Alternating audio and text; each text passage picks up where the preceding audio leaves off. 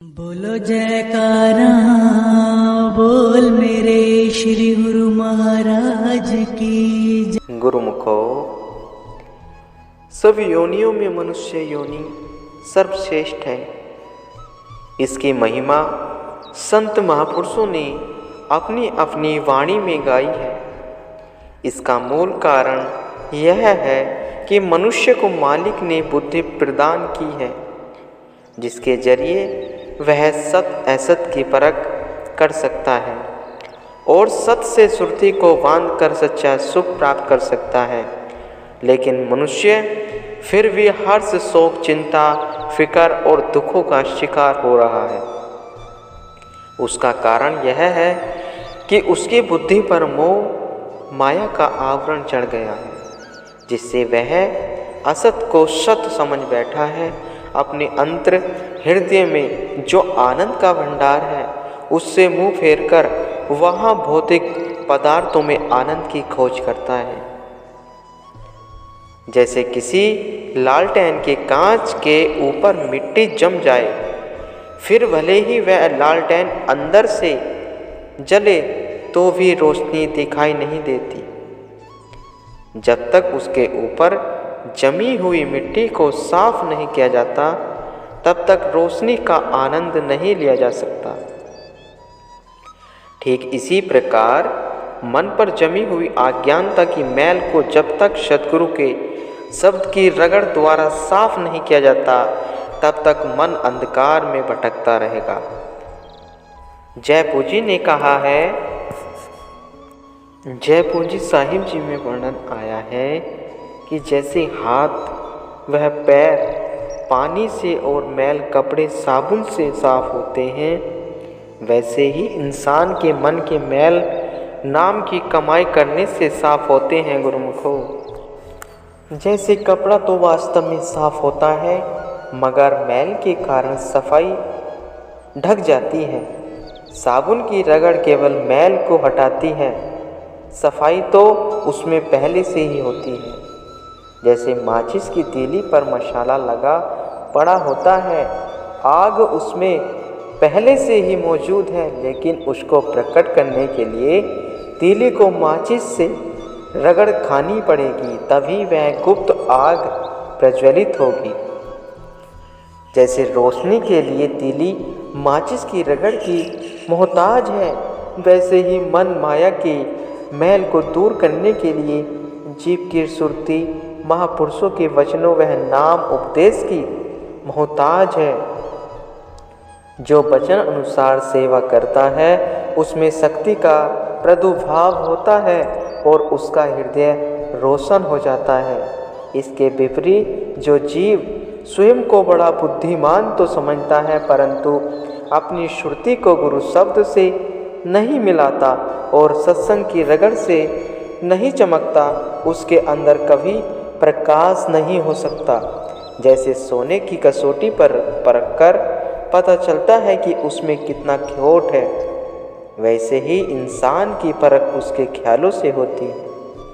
अगर वह संत सत्पुरुषों के वचनों की कसौटी पर पूरा उतरता है, तो उसे शुद्ध और बिना खोट का कहे जाएगा।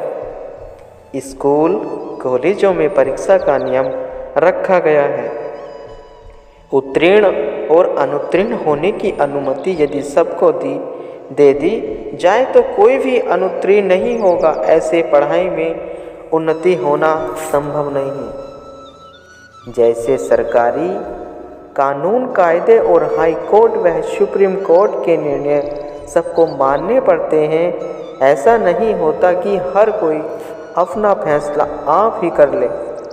किसी भी कानून का नियम के विरुद्ध जाने में इंतजाम में बहुत गड़बड़ी हो जाती है। इसलिए सरकार व्यवस्था बनाए रखने के लिए कानून लागू करती है। ऐसे ही रूहानियत के भी अपने कायदे कानून होते हैं। गुरुवाणी में सत्पुरुषों के वर्णन आया है, कहूँ नानक प्रेवी इहे जनाई, बिनु गुरु मुक्ति न पाए ए भाई। फरमाते हैं, परमात्मा ने मुझे यह जानने के लिए प्रेरित किया है कि सद्गुरु के बिना कभी मुक्ति प्राप्त नहीं हो सकती। मुक्ति के लिए पूरा हक सद्गुरु को दिया गया है। पूर्ण संत सत्पुरुषों की दरगाह में फैसले होते हैं। जो उनके हिसाब से जीवन बसर करता है उसे दरगाह में सम्मान मिलता है गुरुमुखों। दूसरी ओर इंसान की बुद्धि को भटकाने वाले 5 दुश्मन भी अपना पूरा जोर लगाते हैं, लेकिन जिसको शाश्वत आनंद की खोज होती है वह सद्गुरु को अपना सच्चा साथी समझकर उनके वचनों पर अमल करके 5 विकारों के पंजे में नहीं आता। वह हर पल सावधानी से अपनी सुरती की संभाल करता है। कोई आदमी अगर घंटों बैठकर अपना भजन करता है, लेकिन उसकी सुरती यदि शब्द से स्पर्श नहीं करती तो उसे तनिक भी लाभ प्राप्त नहीं होगा। जैसे लोहा यदि पारस को स्पर्श नहीं करता, फिर भले ही वह वर्षों तक पारस के पास पड़ा रहे तो भी वह सोना नहीं बन सकता। यदि कोई कहता है कि वह भजन तो करता है परंतु मन की शांति फिर भी नहीं मिलती, तो इसका कारण यही है कि सुरती किसी पर्दे के कारण शब्द को स्पर्श ही नहीं कर पा रही। हर पल इस बात का निरीक्षण करे कि सुरती बीच में कहाँ चली गई। उसे जगह जगह से हटाकर शब्द से जोड़ो गुरुमुखों। जैसे बिना बिजली के कनेक्शन के प्रकाश नहीं होता, जैसे धरती के अंदर जल है पर बिना खुदाई के वह प्रकट नहीं होता, उसी प्रकार यदि सुरती का कनेक्शन संत सद्गुरु से जुड़ा ही नहीं होता तो अंतर हृदय में प्रकाश कैसे होगा, वह शांति कैसे प्राप्त होगी।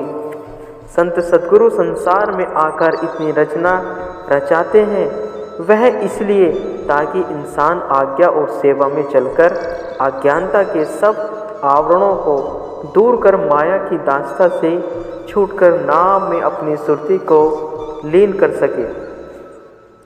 शब्द से जुड़ जाने पर जीव की दयनीय अवस्था बिल्कुल पलटा खा जाती है। इसी आश्चर्यजनक परिवर्तन से उसके सूने जीवन में बहार आ जाती है। वह हरदम सद्गुरु का शुक्रगुजार खुशी में झूमता हुआ सही प्रकार से उनकी महिमा गाता है गुरुमुखों।